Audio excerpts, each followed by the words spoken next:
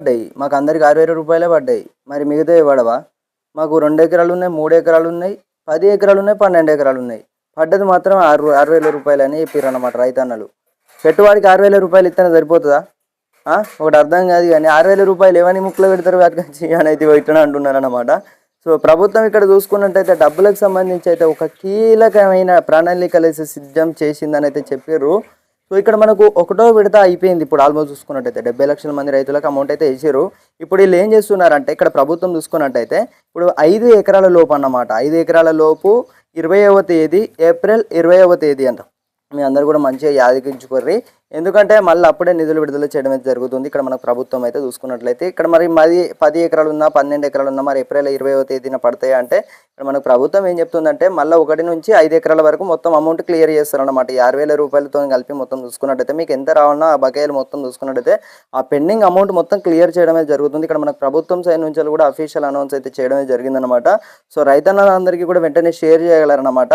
ఏం ముష్టి అడుకుంటాను అన్నట్టే ఇట్లా అడుగుతున్నారనమాట. ఎందుకంటే 6,000 రూపాయలు వేసిరు.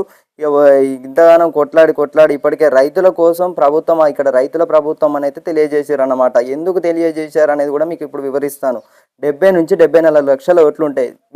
తగ్గకపోతే ఆ మాత్రం ఉంటుంది అన్నమాట. ఎందుకంటే ఇప్పుడు 70 నుంచి 74 లక్షల ఓట్లు ఉంటాయి కాబట్టి అందులో ఓట్లు అనేవి చాలా కీలకమైనవి అన్నమాట. ఇప్పుడు ప్రధానంగా చూసుకున్నట్టయితే రైతుల ఓట్లు అనేవి చాలా అంటే చాలా అవసరం అనేది చెప్పుకోవచ్చు. ఇప్పుడు ఎన్నికలు అయితే ఉంటాయి అన్నమాట. చూసుకున్నట్టయితే మరి 6,000 రూపాయలు ఇస్తేనే మరి పెట్టుబడి సాయం మందు బస్తాలకు కూడా సరిపోవని అయితే మీరు అందరైతే అనుకోవచ్చు అన్నమాట. ఇప్పుడు 5 ఎకరాలు ఉన్న వాళ్ళకి కానివ్వచ్చు, 10 ఎకరాలు ఉన్నకి కానివ్వచ్చు, 2 ఎకరాలకే 6,000 రూపాయలు సరిపోవు అన్నమాట ఆల్మోస్ట్ చూసుకున్నట్టయితే.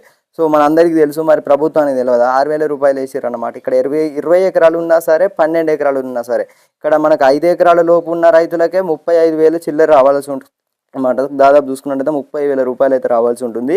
కానీ ఇక్కడ మనకు ప్రభుత్వం ఏం చేసిందంటే 5 ఎకరాలు ఉన్నా, 6 ఎకరాలు ఉన్నా, 10 ఎకరాలు ఉన్నా, 12 ఎకరాలు ఉన్నా పడేది మాత్రం 6,000 రూపాయలు చొప్పున అమౌంట్ అయితే క్రెడిట్ అయితే చేసింది. మరి ఇంకా అమౌంట్ ఎక్కడ పడతాయి అని అయితే మీరు అందరైతే అనుకోవచ్చు అనమాట. మళ్ళీ ఎప్పుడు చేస్తున్నారంటే ఏప్రిల్ 20వ తేదీన 5 ఎకరాల లోపు అంటే సిద్ధం చేసిరు. అవి పడ్డనాటికి మేము చూస్తాం అన్నట్టయితే మీరు అందరైతే అనుకోవచ్చు అనమాట.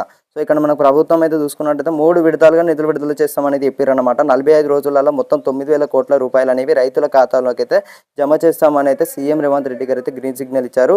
సో తోటి రైతులందరికీ కూడా వెంటనే షేర్ చేయగలరనమాట. ఎందుకంటే ఈ 40 రోజులు అయినా చూద్దాం అన్నమాట. ఈ 45 రోజులలో మరి వీళ్ళు ఇచ్చిన మాట నిలబెట్టుకుంటారా, మరి 6,000 రూపాయలతోనే తుడిచిపెట్టుకుంటారా అనేది కూడా మీకు తర్వాత నేను మీకు అందరికీ కూడా తెలియజేస్తాను అనమాట. సో అందుకోసం ప్రతి ఒక్కరైతే మీరు చేయవలసిన పని ఏంటో తెలుసా, కింద కనబడుతున్న ఒక లైక్ బటన్ అయితే ప్రెస్ చేసి ప్రతి ఒక్కరైతే మన ఛానల్ని సబ్స్క్రైబ్ అయితే చేసుకొని గంట సింబల్లోకి అయితే ఆల్లో పెట్టుకోండి.